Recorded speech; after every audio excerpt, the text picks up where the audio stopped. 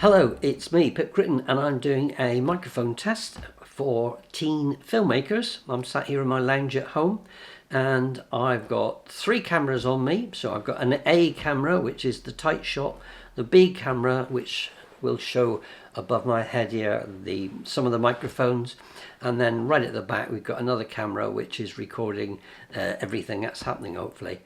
So let me run you through the microphones that we've got. We have got a £600 microphone over there next to the camera. It's about 6 foot away. I've deliberately put it 6 foot away so that we can hear what it sounds like from a distance.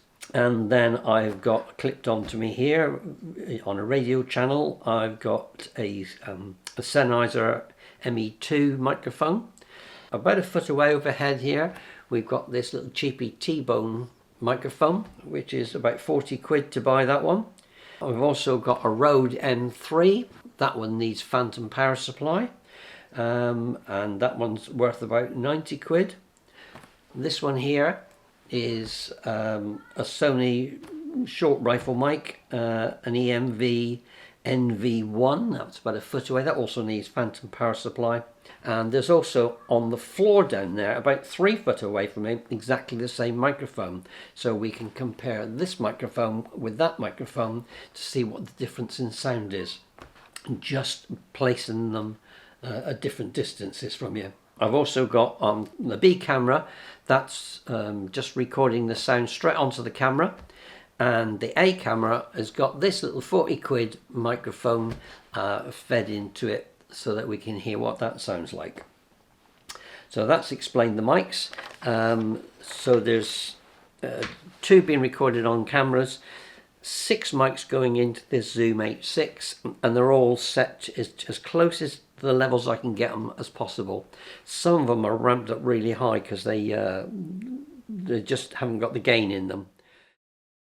Before we go any further, I have a question for you. Which microphone do you think you were hearing in the introduction section? So which of the microphones do you think you were hearing in the introduction section? And I should point out there's been no post-production. They've all been leveled to an average of -9.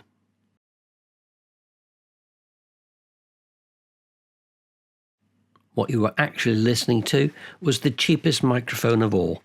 It was the £40 Boya MY-MM1, which was fed directly into the camera, and it was about 1 foot away from me overhead.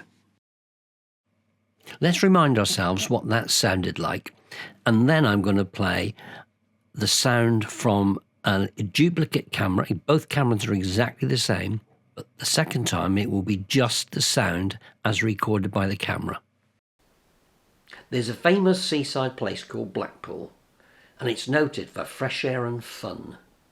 And Mr. and Mrs. Ramsbottom went there with young Albert, their son. There's a famous seaside place called Blackpool, and it's noted for fresh air and fun. And Mr. and Mrs. Ramsbottom went there with young Albert, their son. What an incredible difference in sound quality. An onboard camera sounds terrible, 40 quid for a little tiny microphone, and £10 maybe for a cable to improve the sound quality. There's absolutely no comparison, all without any editing or post-production. Okay, let's compare 2 professional Sennheiser microphones. We've got a £600 microphone, which is the Sennheiser ME66 with the K6 capsule, and that is about 6 foot away from me. That's the directional microphone. And then we've also got the ME2 Lavalier microphone, which is on my chest being fed via a radio transmitter. Can you work out which one's which? There's a famous seaside place called Blackpool, and it's noted for fresh air and fun. And Mr. and Mrs. Ramsbottom went there with young Albert, their son. There's a famous seaside place called Blackpool, and it's noted for fresh air and fun. And Mr. and Mrs. Ramsbottom went there with young Albert, their son. I wonder if you got it the right way round. The one that actually to me sounded worst was a £600 microphone.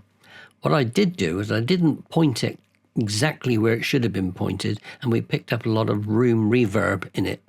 The cheaper microphone, which was the one placed on my chest, sounded more deeper, a bit more resonance in it. Let's listen to them again, and I'll identify which microphone you're listening to so that you can hear the difference for yourself. There's a famous seaside place called Blackpool, and it's noted for fresh air and fun.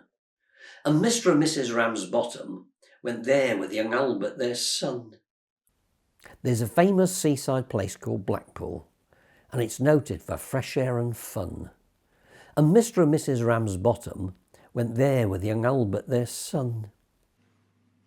Okay, so I think we're starting to see that it's not the cost of the equipment that makes better sound. A £600 microphone sounding worse than a £40 microphone.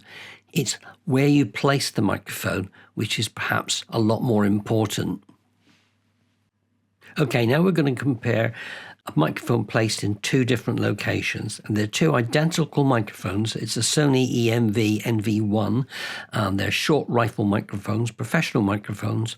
One is placed 1 foot away, and the other is placed 3 foot away. I think you'll spot the difference in the quality of the sound. There's a famous seaside place called Blackpool, and it's noted for fresh air and fun. And Mr. and Mrs. Ramsbottom went there with young Albert, their son. There's a famous seaside place called Blackpool, and it's noted for fresh air and fun.